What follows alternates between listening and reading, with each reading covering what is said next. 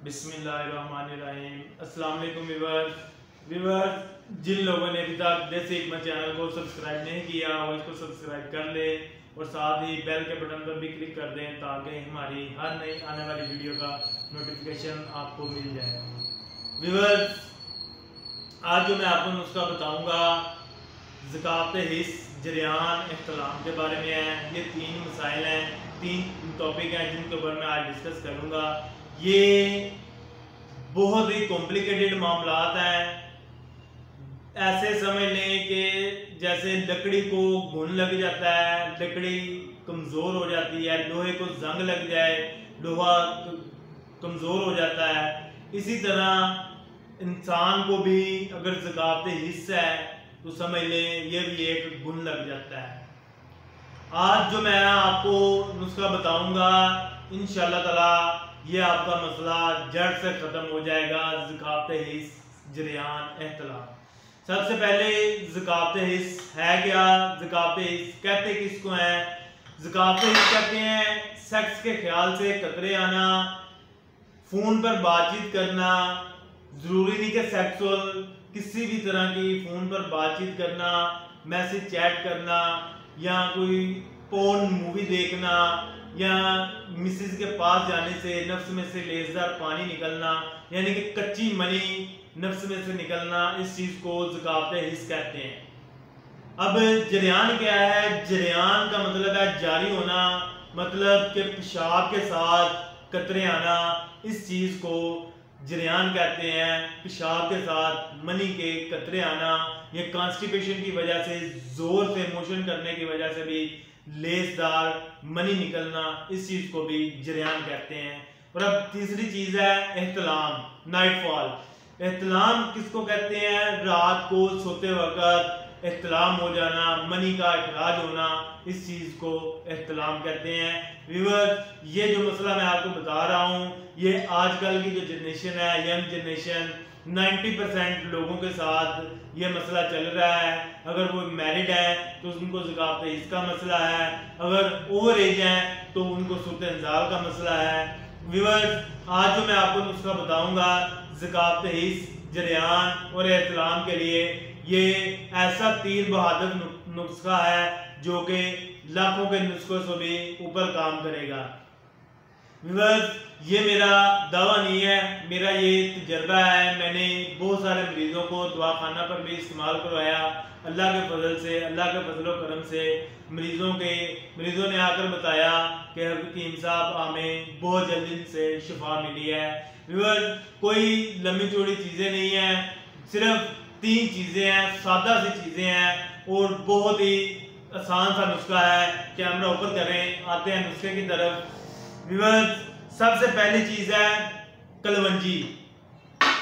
Viewers, kalonji के बारे आप सल्लल्लाहु अलैहि वसल्लम ने आज से 1400 साल पहले बता दिया था कि काले दाने पर नजर रखें, स्याह दाने पर नजर रखें, इसमें मौत के अलावा हर बीमारी की शिफा है। व्यूअर्स, कलवंजी बहुत ही आला चीज है। इसमें इनके कलवंजी के बहुत ज्यादा फायदे हैं, मैं जितने भी फायदे बयान करूं उतने ही कम है। दूसरी चीज है मूसली सफेद। इंडियन मूसली आपने लेनी है, मूसली सफेद, इसी तरह साफ सुथरी लेनी है। और तीसरी चीज है सिंगाड़ा खुश्क। व्यूअर्स, आपने इसी तरह सिंगाड़ा खुश्क भी साफ सुथरा लेना है। अब मैं आपको इनके मिजाज बता दूं। ये कलवंजी, इसका मिजाज सर्द और खुश्क है। मूसली सफेद मिजाज गर्म और खुश्क, सिंगाड़ा खुश्क, इसका मिजाज गर्म और खुश्क ही है। व्यूअर्स, ये चौथी चीज है शहद। ये किस तरह इस्तेमाल करना है शहद ये मैं बाद में बताऊंगा, ठीक है। अब आपने इन तीनों चीजों को कितनी मिकदार में लेना है?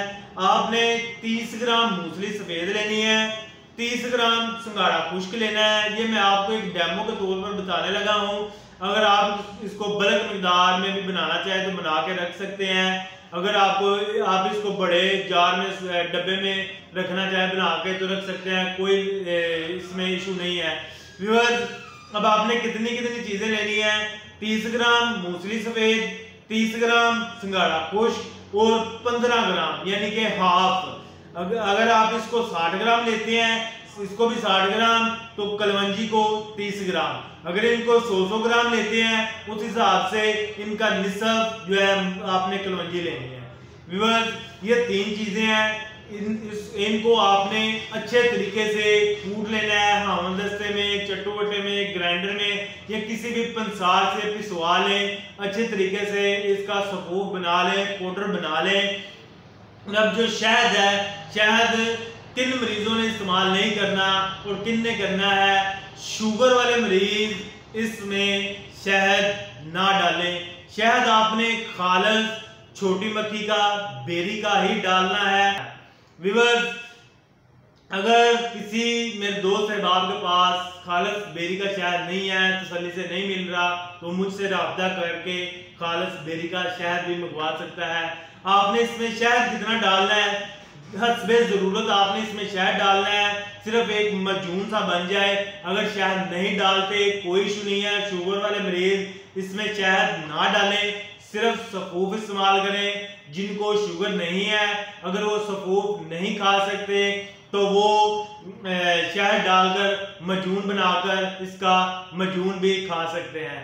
व्यूअर्स, ये ज़कात हिस्स के लिए बहुत ही आला चीज़ है, बहुत ही आला चीज़ है। अगर आप कलवंजी को अपना मामूल बना लेते हैं, खाने के साथ भी खाते हैं, तो कभी भी मैं कहता हूँ गारंटी के साथ कि आपके करीब कोई बीमारी फड़केगी भी नहीं।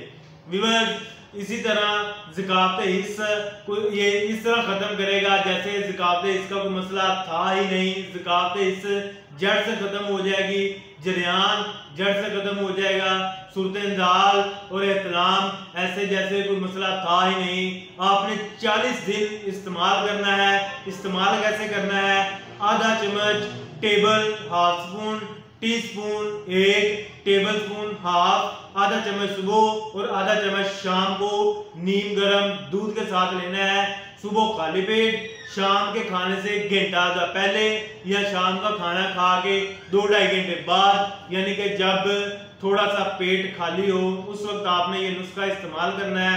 इंशाअल्लाह ताला अल्लाह के फजल से 40 दिन के अंदर ये आपका मसला जड़ से खत्म हो जाएगा। व्यूअर्स, बहुत सारे मरीजों को ये मैंने इस्तेमाल करवाया है, अल्लाह ताला ने उनको शिफा ही दी है। इस नुस्खे की कामयाबी की शरह अल्हम्दुलिल्लाह 95% है। इसके बहुत सारे फ़ायदे हैं, मैं जितने भी फ़ायदे बयान करूं उतने ही कम है। व्यूअर्स, इसी दुआ के साथ इजाज़त चाहता हूं। अल्लाह ताला आप सबको और आपके अहले आल को अपने ईमान में रखे। आमीन सुमा आमीन। अस्सलाम वालेकुम।